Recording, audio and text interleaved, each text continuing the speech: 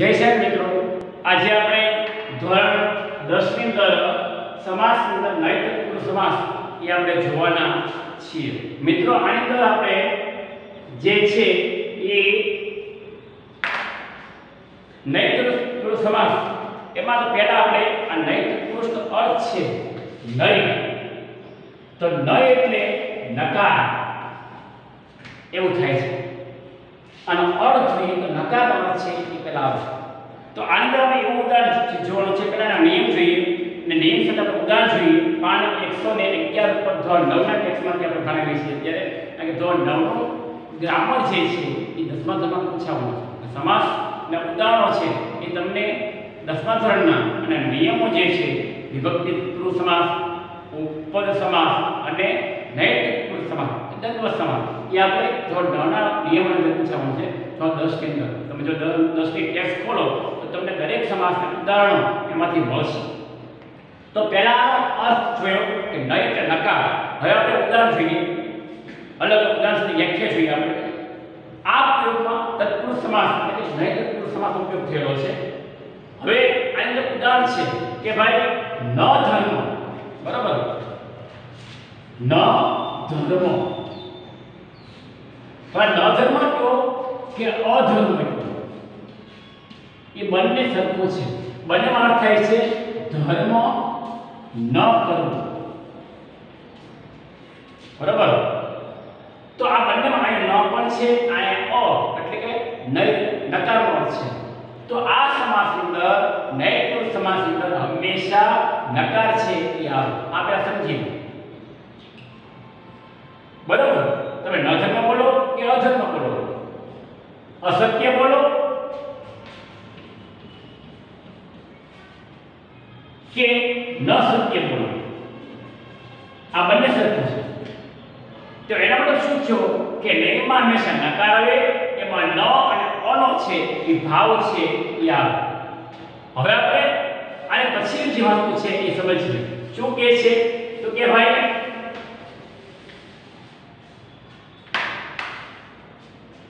ઘણી વખત જુઓ કે પૂર્વપદ છે એમાં ન નો લોપ થતા અ બાકી રહે છે। આપણે નકારમાં જોયું કે ન ધર્મ અને અધર્મ, તો ન છે નીકળી જાય, અ બની જાય અને અ નીકળીને ન ધર્મ થઈ જાય।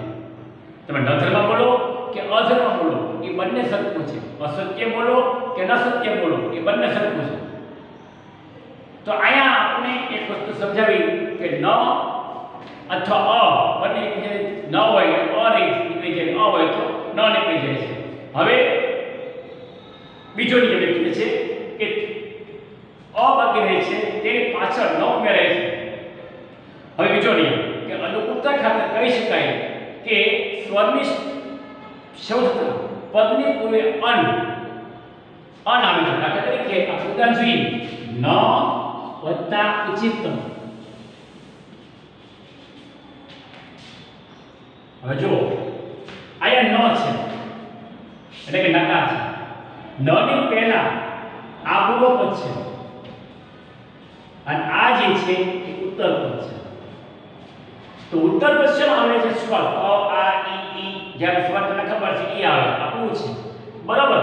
તો હવે શું થયું, આ બંને છે ભેગું થઈ જાય તો અહીંયા આ ન છે એનો શું બની જાય અન, અને આ જે છે એમને રહી જાય ઉચિતમ। એટલે અન ઉચિતમ, એટલે અન એ પણ નકાર છે, ન પણ નકાર છે। હવે આ પૂર્વપદ છે અને આ ઉત્તરપદ છે, આ બંને ભેગું થાય એટલે શું બની ગયું તને ખબર પડી જાય સંધિના નિયમ પ્રમાણે અ નો ચિત્તમ। ન વત્તા અ, ન વત્તા ઉચિતમ। ન એ નકારમાં છે, પૂર્વપદ વેલ્યુ ન છે, પૂર્વપદ પહેલા ઉત્તરપદ છે એ સ્વર છે, બરાબર। હવે આ ન છે એ ઉચ્ચ ઉ આવ્યું એટલે અણ છે એ બની ગયું, બરાબર। અને અણ છે છે વત્તા ઉચ્ચતમ, આ ઉચ્ચતમ રહ્યું. હવે આ પૂર્વ પદ છે એ અન છે, ઉત્તર પદ છે ઉ છે, આ બંને ભેગું થાય એટલે આપણને મળી ગયું શું? અનુચિતમ, આપણો સમાસ. તો તમારી ચોપડીની અંદર તમને આવા ઘણા ઉદાહરણો એ મળશે. એક ઉદાહરણ બીજું જોઈએ સાથે, તે તમે 10ની અંદર આવે છે. તો 10 માં આવે છે ઉદાહરણ જોઈએ.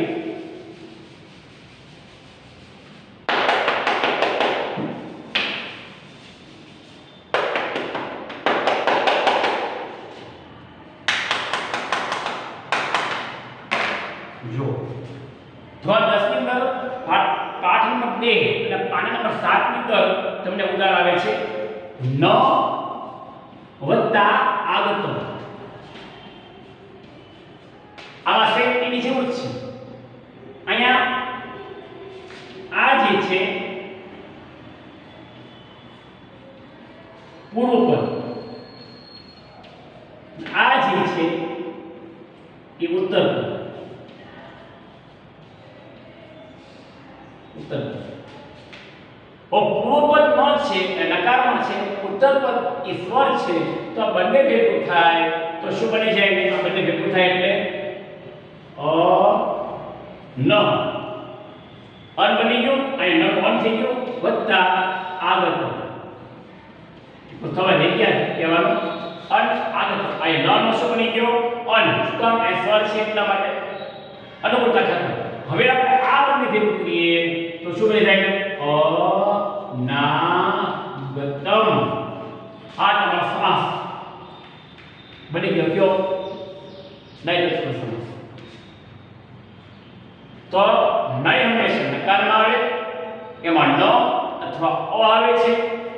આ એક નિયમ.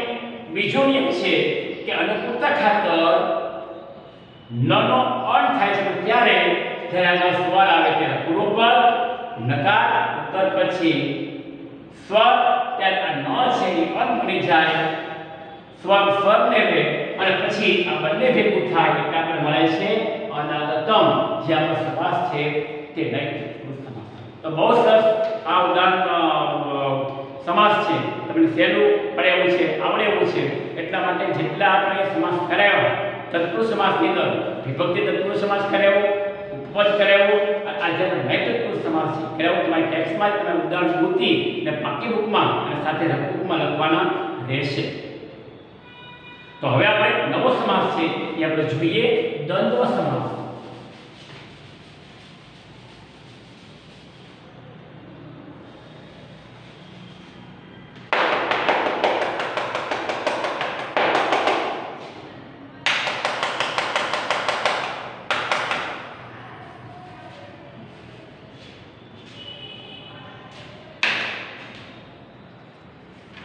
હવે આપણે જોઈએ દ્વંદ્વ સમાસ. બરાબર?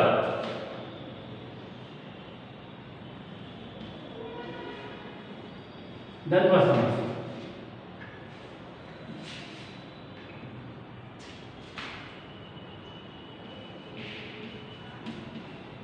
દ્વંદ્વ સમાસ.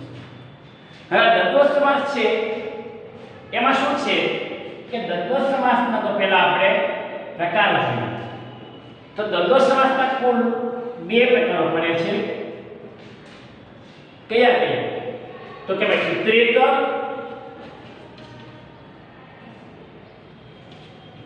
ઇતરેતર અને સમાહાર.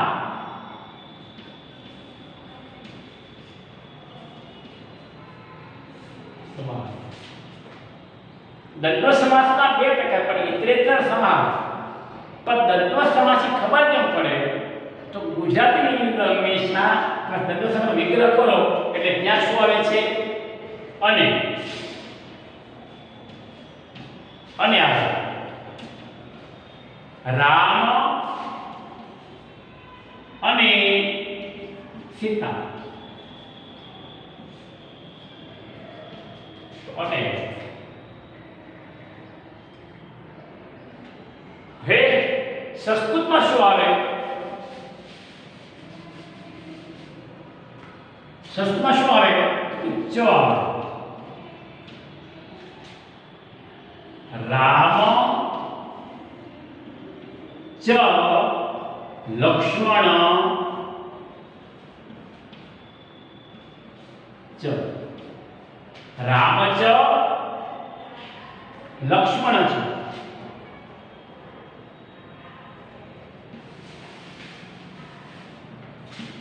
રામ ચ લક્ષ્મણ ચ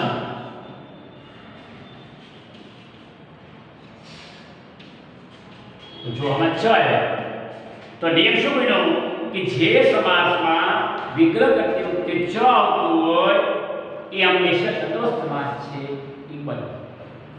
બરોબર, આ વસ્તુ આપણે જોયું. હવે આપણે આના પેટા પેટા છે એ જોઈએ.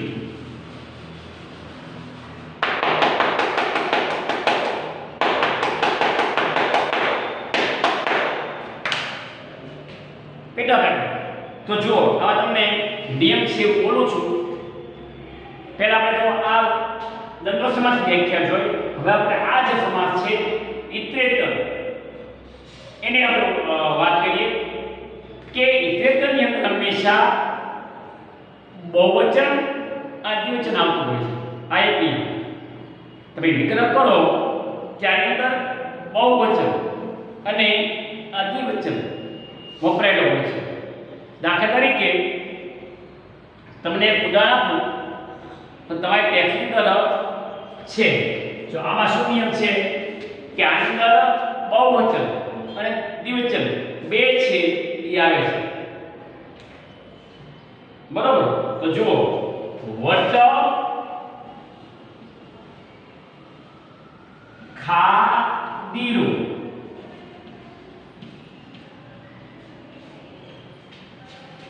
તો આમાં તમે જુઓ કે તમને શું કીધું છે? વટ ખાદીરો. તો જેની અંદર બહુવચન અને દ્વિવચન આવે આવો નિયમ છે. શાનો નિયમ છે? તો કે ઇતરેતરનો. તો જુઓ વડ અને ખેરો, એટલે વડ અને ખેરના વૃક્ષો. તો વૃક્ષો બન્યું તો શું બન્યું? બહુવચનની બન્યું. તો નિયમ શું છે આપણે જોયો? ઇતરેતરની વ્યાખ્યામાં શું આવે કે જે ઉદાહરણની અંદર બહુવચન અને દ્વિવચન આવતું હોય એ હંમેશા ઇતરેતર છે એ બને.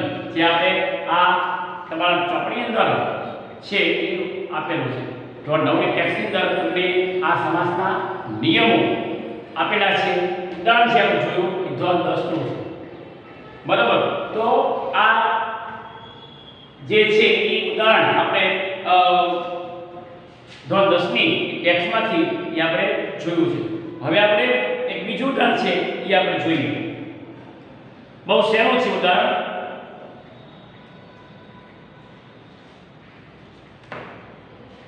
આ પૂછી નાખીએ આપણે. આ ઉદાહરણ મોટું છે.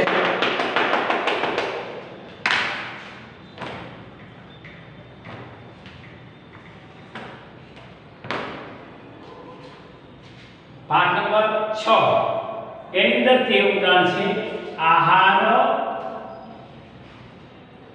નિદ્રા, ભયાનક. આવડું ઉદાહરણ છે.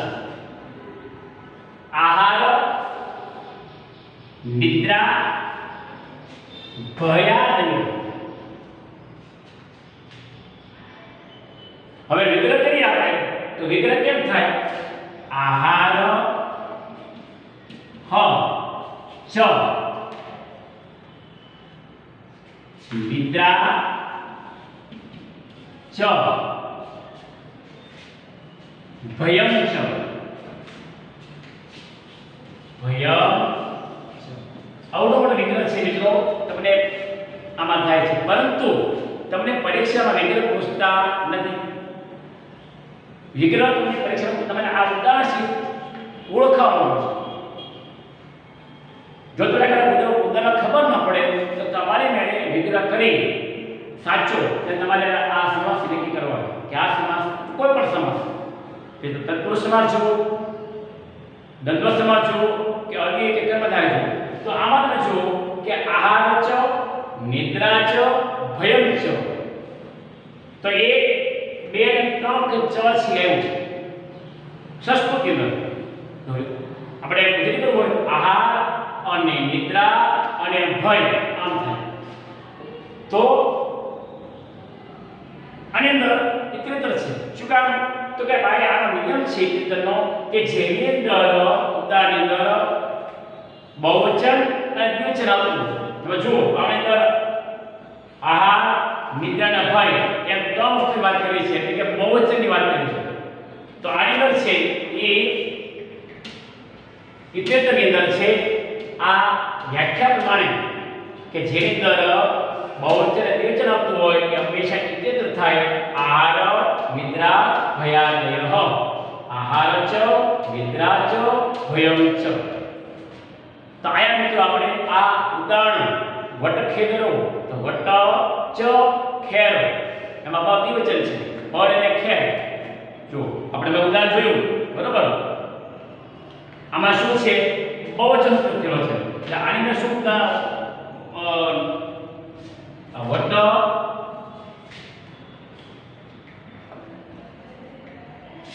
વટ ખાર્યો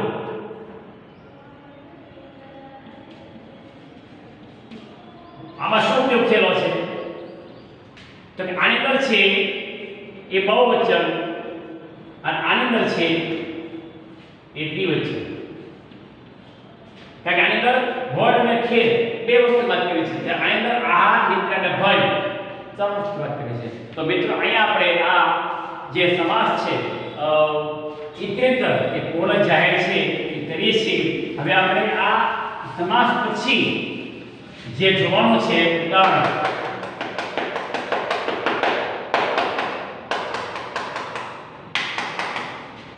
એ જે છે સમાહાર તો પરંતુ સમાહાર નહીં કરો ધોરણ 10 માં તમને અમુક ઉદાહરણો મળે છે મળશે જ્યાં તમને સમાહારના મળતા નથી એટલે કે મોસ્ટ ઓફ તમને ઇતરેતરના ઉદાહરણ છે મળે છે ને આપણે પરીક્ષાની અંદર જે મેં અગાઉ વાત કરી કે ધોરણ 10 ની ટેક્સ્ટમાંથી તમને ઉદાહરણ શીખ્યા કરવાના છે પણ અહીંયા આપણે સમગ્ર ખાતર આપણે એક ઉદાહરણ છે એ આપણે છે જોઈએ બે ઉદાહરણ જોઈએ આપણે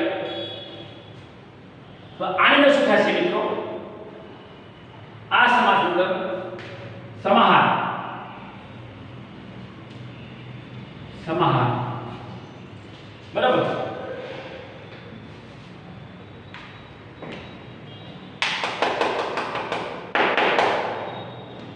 સમાહારમાં શું કીધું છે કે જે સમાસની અંદર ફક્ત એક વચન આવતું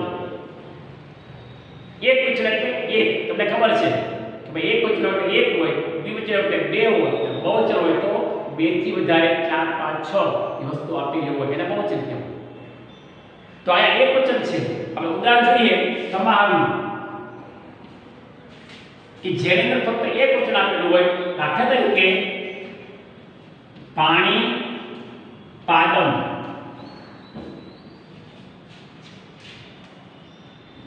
પાણી પાદમ તો જુઓ પાણી એટલે હાથ પાદમ એટલે પગ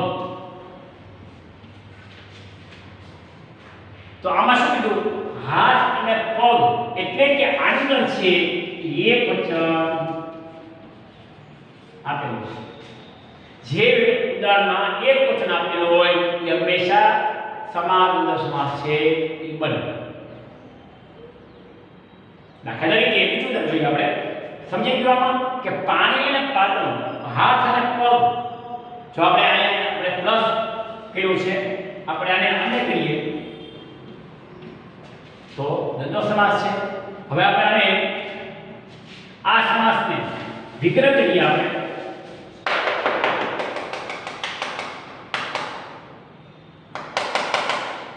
આનો વિગ્રહ કરીએ તો પાણી ચ પાદમ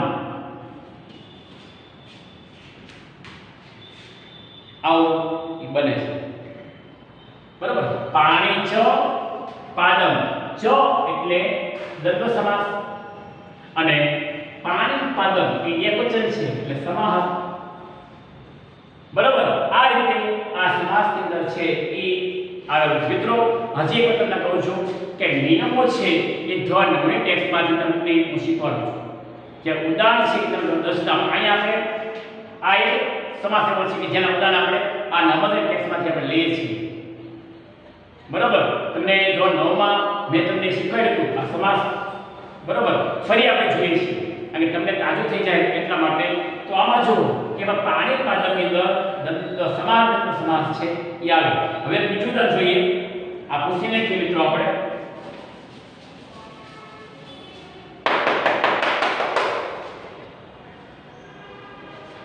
વીણા મૃદંગ ગમ વીણા મૃદંગ ગમ તો જુઓ વીણા ચ મૃદંગ